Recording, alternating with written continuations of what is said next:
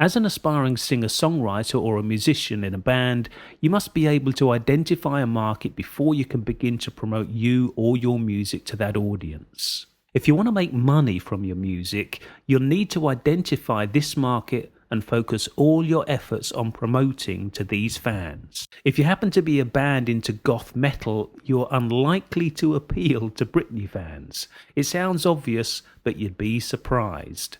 Some people just don't think it through when it comes to targeting an audience. First, be a marketer. To succeed, you will need to pay attention to the business side of music. If you want to be able to make money doing it, you need to learn to market you and your music or your band. Secondly, you need to brainstorm.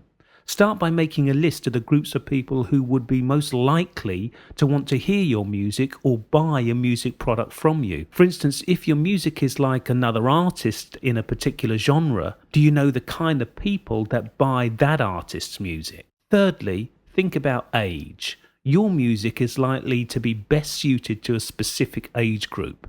Age makes all the difference when it comes to people's needs and tastes. However, your music may appeal to a different age group for various reasons. Fourth, you need to think about sex. Shouldn't be too difficult for some of you. For instance, is your music mainly targeted at women or men, young girls or boys, or even another group?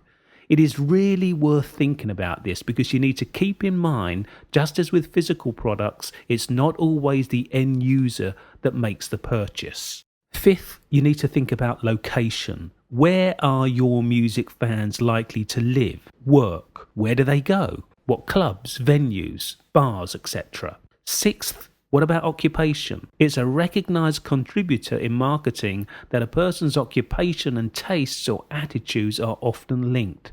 So you want to think about what social class or occupational group your music is likely to appeal to.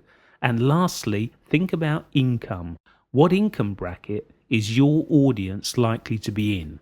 Look at any big band or brand. They are all applying lessons learned from this more scientific approach to selling, and I don't just mean general retail product type stuff. It's true even with the big artists, bands and music companies. It just means that in the early stages you're going to have to use a lot more unorthodox type approaches to help keep those costs down and get yourself noticed. You can get more help with promoting you and your music at makemoneyinmusic.com.